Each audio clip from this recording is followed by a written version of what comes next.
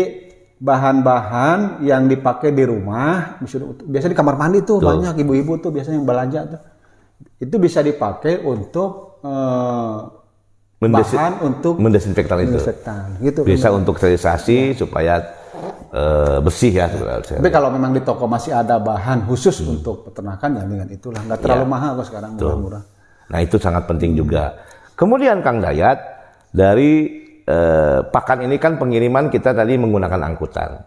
Ya. Jadi standar angkutan juga harus jelas. Harus benar lah. Harus benar. Jadi jangan apa ya? Mungkin kalau pakai apa? Box ya. Box yang apa, mobil box lah. Atau itu ditutup terpal. Sehingga memang aman gitu. Terpal atau tutup rapat. Jadi jangan sampai pakai mobil yang sering mogok lah ya. Nanti berhenti. Begitu lewat zona merah, berhenti dia. Nggak boleh kan? Maksud saya gitu. Jadi sobat Colenak, ya mudah-mudahan sih alat transportasinya nih bukan mulus, normal. Jadi ulah mogok-mogokan lah. Ya. Dan saya yakin enggak sih. Mudah-mudahan. Nah yang terakhir Kang Dayat, itu harus ada one gate system. Oke. Nggak boleh pintu sana kemudian masuk, jadi ada one gate system, jadi masuk dan keluar. Nggak boleh masuk, nggak tahu keluarnya kemana, ntar masuknya dari sana, lewat pintu sana. Jadi begitu masuk, ya ada pintu keluar. Jadi one gate system. Kalau sudah masuk pasti keluar ya? Nggak maksudnya. Jangan sampai pintu masuk juga untuk pintu keluar. Oke. Biasanya kan pintu masuk di situ, keluar di situ. itu sebenarnya nggak boleh ya. Jadi pintu masuk, jadi nggak boleh itu. Kadang-kadang kita nggak merhatiin itu. Berarti jangan ini mengakomodir sistem kerja itu ya? Iya. Karena kita kan membahas bagaimana penyebaran PMK melalui makanan atau pakan. Benar. Nggak, saya jadi teringat itu. Masuknya di situ, keluar di mana? Itu bahaya, itu malah lain lagi. Astagfirullahaladzim.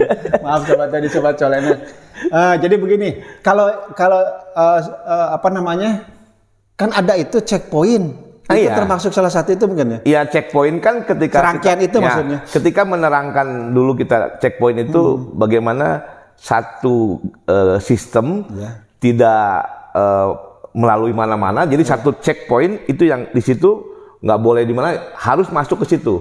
Jadi itu pemeriksaan. Sama karena dibilang one gate system itu, ketika pakan itu mau masuk ke peternakannya atau keluar dari pabriknya, itu menggunakan one gate system sehingga gampang terkontrol.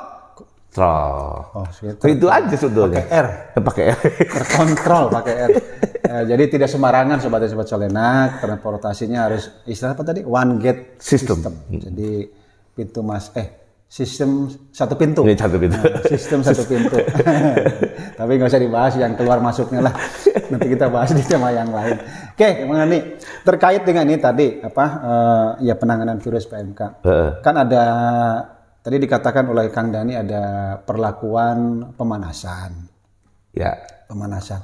Yang disebut dengan panas kan biasanya ada ada kaitannya dengan suhu. Betul. Nah, sabaraha suhuna kan biar sobat tani tahu kalau misalnya dijemur di bawah sinar matahari apakah suhunya sudah memenuhi syarat. Jika kurang kan bisa juga diperlakukan dengan yang lain. Misalnya kalau bahan pakan itu katakanlah dijemur tapi ceudeuh wae, mendung. Nah, berarti kan ada proses supaya mencapai sekian standar minimal pemanasan kan beda meren. Misalnya ini butuh lama pengeringannya sekian, tapi cuaca ceudeuh, mendung. Berarti bukan sehari mungkin. Iya. Tambah harinya lagi, lebih lama lagi. Iya. Jadi gini, kalau tadi kita kan tetap masih bagaimana pakan itu bisa menjadi pembawa untuk itu. Jadi kalau kita sekarang ada namanya penanganan virus PMK dalam pakan berarti kan. Itu pakan tuh yang ada pakan hijauan pakan, kemudian ada pabrik pakanan pabrik yang beda. Kalau kita mau memanaskan misalnya, berarti pencegahannya itu atau penanganannya ada pemanasan. Nah, pemanasan tadi suhunya berapa? Kalau yang saya tahu itu tidak kurang dari 70 derajat. Tadi dulu. 70 itu, ini sobat Colenak, saya pernah ngetes Ternyata 70 itu Kang Dani, itu panasnya dispenser. Ya, dispenser 70 ya? Iya. Jadi ini kopi, ini tadi kan dibuat dari air panas dispenser. Itu ternyata 70. Berarti ya Jadi, jangan artinya standar minimal untuk membunuh mikroorganisme 70 sudah ada. derajat. Iya, Berarti tidak kurang dari 70 derajat atau lebih dari 70 derajat. Jadi kalau sobat tani tangannya dicelupkan ke air 70 derajat, ya kurang lebih mau tahan lah. Panas itu. Panas. Itu Kang. Oke. Jadi menurut literatur itu bahwa memanaskan dari pakan yang akan kita berikan secara penanganannya itu jangan kurang dari 70 derajat kalau kita mau panaskan. Sekarang kalau di poe itu apa sih? Dijemur. Jemur. Matahari. Kita sudah bisa perkirakan lah. Jadi berapa jam? Jadi itu 30-an derajat. Ya. Mungkin kalau dari pagi sampai siang atau dari jam 10 sampai jam 9 lah. Jam 9 kan udah mulai terik ya, mulai terasa panas. Terus sampai jam 2 lah. Sudah mulai jam ya kan. Dengan panas yang kalau terik mataharinya 100%, mungkin udah cukup. Atau menggunakan alat. Oh iya. Oven ya. Itu udah. Oven apa oven? Oven. Kan kita orang Sunda. Open. Open the door. open alat pemanas. Tapi mungkin itu untuk yang mungkin kelas menengah ke atas. Bisa. Kalau pakai open saya yakin stabil dan bisa dicapai 70. Tapi kalau untuk teman-teman peternakan rakyat nih yang sederhana bisa menggunakan sinar matahari lah. Atau pakai ultraviolet, disinari oleh ultraviolet. Anjir. Itu kalau kita punya alat itu lebih nggak di luar. Jadi kan di luar juga kita riskan karena udara kalau emang kita. Tapi kalau kita punya ruangan itu pakai menggunakan sinar ultraviolet yang bisa ada ukurannya. Kan di matahari juga ada ultraviolet sebetulnya. Ya tapi kan di luar alam tapi ya. Takutnya. Tapi mah pakai alat khusus ya. Ini alat ultraviolet alatnya khusus. Kumasih tadi disemprotkan ditembakin. Disinarin. Disinarin. Itu lebih canggih ya. Lebih canggih lagi lebih. Nah ini contoh sinar ultraviolet itu yang buat pemalsuan uang itu ya, bukan? Itu mah biru ya. Jadi saya juga jadi kelihatan ya. Tapi kan itu kalau untuk pakan mah ya enggak tuh, masa dihiji-hiji diketakeun. Itu Sobat Tani. Jadi bisa pemanasan 70 derajat minimal, kemudian pakai ultraviolet. Jadi ultraviolet di sinar matahari juga ada ultraviolet tapi yang alam. Tapi ini yang dimaksud di sini adalah mungkin untuk pabrik pakan yang high class lah, yang sudah besar. Jadi bisa menggunakan ultraviolet. Saya yakin itu sudah dipakai lah untuk teman-teman produsen pakan. Kemudian Kang Dani, apa nih? Tadi kan ini seputar pakan. Untuk mencegah penyebaran PMK, mungkin ada beberapa saran untuk teman-teman peternak, sobat tani, sobat colenak ini. Kalau kita tadi berbicara dengan pakan sudah kan tadi ya, bagaimana kita mencegah penyebaran melalui pakan. Jadi mulai tadi kita harus perhatikan produsen bahan sendiri, kemudian penyebarannya atau distribusinya, kemudian si pabriknya juga dari mulai alat, kemudian si peternakannya juga atau peternaknya. Kemudian kita bisa tadi mencegah dengan cara membuat silase dulu. Kalau pakan itu membuat fermentasi lah supaya juga pencegah. Kemudian ada lagi tadi pemanasan. Kemudian kalau mencegah PMK ya tadi biosecurity dan semuanya kita harus lebih pastikan. Sebetulnya itu kalau biosecurity bukan cuma penyebaran dari pakan saja kan. Itu standar lah udah ya. Standar itu udah harus semua. Tadi kalau Kang Dayat bilang bagaimana apa tadi pencegahan mana tadi lewat pakan, rekomendasinya seperti apa? Itu penyebaran PMK-nya, penyebaran rekomendasi pakan untuk pencegahan penyebaran PMK misalnya. Ya bahan pakan dan pada umumnya dan pakan umum. Mulai dari situlah awalnya. Iya dari bahan pakannya apa? Gitu. Pokoknya itu bisa. Harus bahan pakan dan pakannya. Dan mungkin yang berhubungan langsung dengan bahan pakan dan pakan itu harus diminimalisir dulu lah ya. Betul. Virusnya di situ. Itu kan ada mungkin bakteri patogen. Saya nggak tahu patogen tuh. Pastilah kalau di pasti alam. Ya kalau kemudian ada logam beratnya di bahan pakan itu. Kemudian ada anti nutrisi apa? Kang Dayat bilang racun. Saya anti nutrisi itu bukan berarti anti nutrisi apaan? Ya racun. Racun ya. Yang bukan, yang tidak ada nutrisinya. Jadi enggak. Semacam ya ada jamur segala macam. Pokoknya semua mikroorganisme yang tadi katakan Dani, yang patogen lah. Patogen itu yang merugikan. Betul. Kemudian juga mengandung nutrisi dan bahan aktif meningkatkan imun. Nah, ini pernah kita bahas. Pernah kita bahas. Dan bisa menurunkan apa? Apa istilahnya Kang Lihat? Stres. Nah, itu. Stres ya. Saya mau menyebutnya tadi gundah gulana. Stres. Jadi tuh ada rekomendasi ada 2 nih. Pertama, harus dicegah dulu bahan pakan dan pakan dari semua mikroorganisme yang patogen. Dan logam berat juga ada di situ. Yang mikroorganisme patogen ini lebih dikhususkan ke virus yang PMK untuk saat ini. Karena itu yang PMK dominan sekarang. Yang lain ada, tapi itu yang dominan sekarang. Dan yang kedua, harus dipastikan bahwa bahan pakan itu mengandung nutrisi yang tinggi. Nutrisi yang tinggi, betul. Karena mungkin sama dengan si corona. Jadi waktu kita ramai-ramai corona itu untuk meningkatkan imun kita itu harus mengkonsumsi makanan yang berkualitas tinggi. Gitu. Yang berkualitas, makanan yang berkualitas. Karena nanti meningkatkan imun tadi. Ya, imun. Itu apa aja kadang? Kan ada vitamin kan? Pasti. Pasti, karena yang bernutrisi itu harus ada vitamin B-nya, kemudian vitamin C, kemudian vitamin D, kemudian apa lagi Kang biasanya? Ada mungkin probiotik. Probiotik juga bisa ya? Bisa. Itu kan pernah kita bahas yang di waktu itu tentang pakan, bahwa probiotik itu bisa membantu memperbanyak bakteri sebagai bahan pakan. Betul. Tuh, waktu corona kan kita disuruh jemur. Iya. Nah, kenapa? Karena vitamin D di situ. Vitamin D. Nah, ini Kang Dani. Kadang-kadang kita suka lupa. Padahal murah ini, Sobat Tani, Sobat Colenak. Untuk meningkatkan nafsu makan, itu harus diberi vitamin B, B kompleks. Itu salah satu fungsi adalah meningkatkan nafsu makan.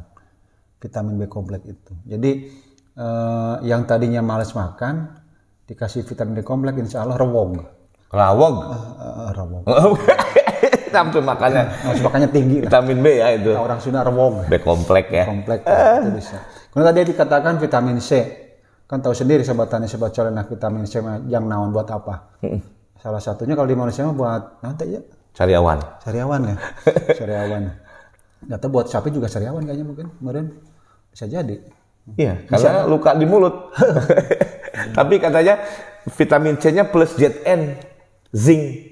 Oh, tapi besi ya? Waktu saya kena corona Kang, di situ emang ada vitamin C, ada zincnya. Berarti penting juga itu. Zat besi ya? Zinc ya? Zat besi. Zinc. Besi yang naonnya? Ya, kata imun. Iya, imun. Imun tadi. Maksudnya biar tubuhnya kebal ya besian. Otot tulang balung besi itu. Nah, Kang, ada lagi rekomendasinya itu mudah dikonsumsi. Pakannya itu mudah dikonsumsi. itu paling saya jadi Kang Dayat dulu pokoknya mah ngasih makan sama ternak mah gampang. Yang penting suka. Itu dia. Itu pertama, mudah dikonsumsi.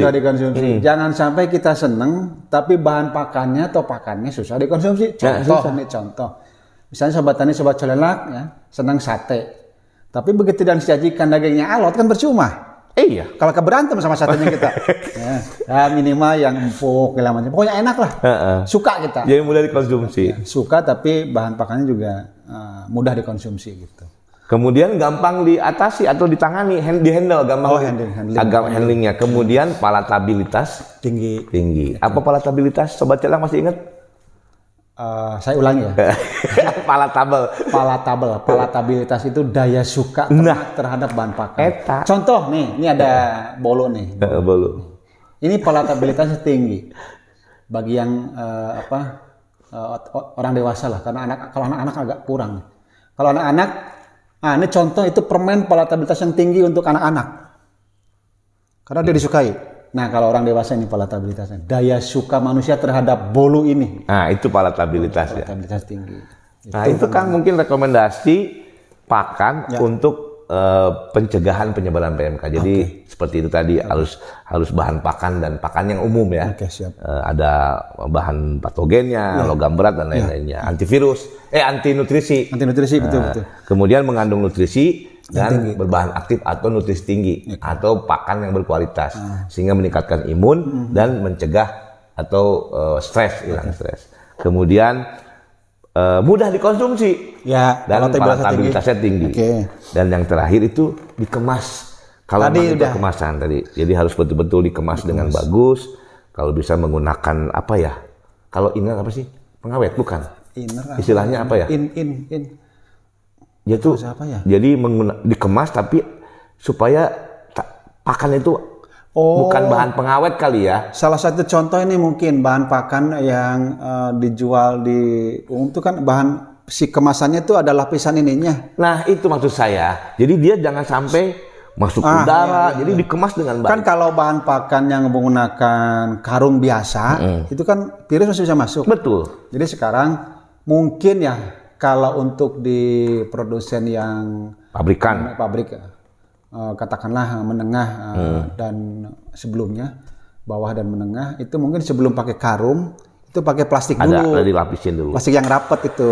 Jadi sehingga aman. Aman betul.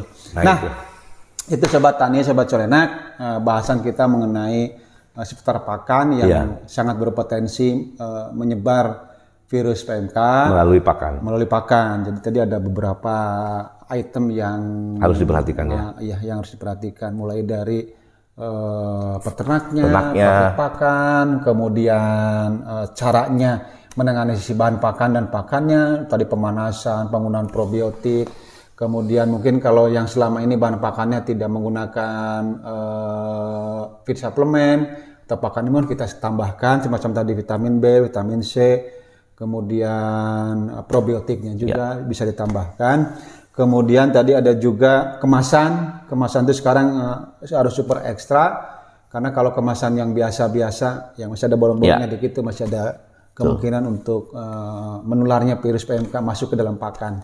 Saya kira itu Kang Dani kita sudah sangat kompleks sekali ini pembahasan bahan pakan. Jika ada komentar dari teman-teman sahabat tani, sahabat colenak nanti bisa langsung komentar, mudah-mudahan bisa menambah pengetahuan untuk bahan pakan menghadapi ternak yang sudah divaksin nih, supaya tidak double, istilahnya double apa ya? Sumber penularannya tidak double, tidak double. Minimal kita satu item yang pengaruh ternak dari pakannya sudah bisa dicegah. Oke, Kang, kan begitu? Kang, mungkin kita bahas vaksin katanya udah ada saya. Sudah. Nanti minggu depan kita bahas vaksin, kita bahas vaksin. Harus ini. Harus. Untuk memberi informasi tentang vaksin. Oke, sobat tani, sobat colenak, ngopi dulu. Ngopi. Lupa saya. Aduh, Kang Layat ini. Ngopi sobat tani. Oke, sekian episode kita kali ini. Semoga bermanfaat. Salam peternakan. Assalamualaikum warahmatullahi wabarakatuh.